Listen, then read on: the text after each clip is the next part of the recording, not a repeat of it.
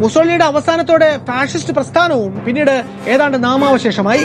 എന്നാൽ ഒന്നും അങ്ങനെ കുറ്റിയേറ്റ് പോകുന്നില്ല എന്നതാണ് വാസ്തവം. ഫാസിസവും ഫാഷിസ്റ്റുകളും പുനരവതരിക്കുന്ന കാഴ്ച നമ്മൾ ഇന്ന് കാണുകയാണ്. മുസോളിനിയുടെ ഇറ്റലി മുതൽ നമ്മുടെ ഇന്ത്യ വരെയുള്ള ജനാധിപത്യ രാജ്യങ്ങളിൽ ഇന്ന് നിയോ ഫാസിസ്റ്റ് ആശയങ്ങൾ പിടിമുറുക്കുകയാണ്. ഫാഷിസ്റ്റ് ശക്തികൾ അധികാരത്തിലേക്ക് തിരികെ വരികയാണ്.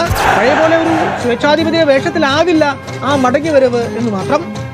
ജനാധിപത്യത്തിലെ അധികാര സ്ഥാനങ്ങളിലാകും ചിലപ്പോൾ അത് പ്രത്യക്ഷപ്പെടുക. ജനാധിപത്യം എന്ന പേരിലാകും ചിലപ്പോൾ ഫാഷിസം നമ്മളെ അഭിസംബോധന ചെയ്യുക. ഏതിനും അത്തരം പ്രവണതകൾ മടങ്ങി വരുമ്പോൾ അവയെ തിരിച്ചറിയാനും പ്രതിരോധിക്കാനുമുള്ള രാഷ്ട്രീയ വിദ്യാഭ്യാസം നമ്മൾ ഓരോരുത്തരും ആർജിക്കേണ്ടതുണ്ട്.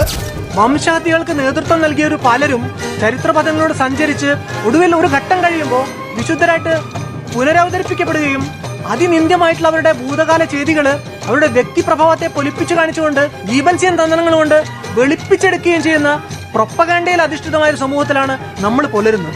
ചരിത്രത്തെ നിഷ്പക്ഷമായി നിന്ന് വായിച്ചെടുക്കേണ്ടതിന്റെ, അതിനെ ഇഴകീറി വിശകലനം ചെയ്യേണ്ടതിന്റെ, അതിൽ നിന്ന് പാഠങ്ങൾ ഉൾക്കൊണ്ടുകൊണ്ട് തന്നെ മുന്നോട്ട് പോകേണ്ടതിന്റെ ഉത്തരവാദിത്വം നമ്മളിൽ അനുദിനം അധികരിച്ചു വരുന്നു.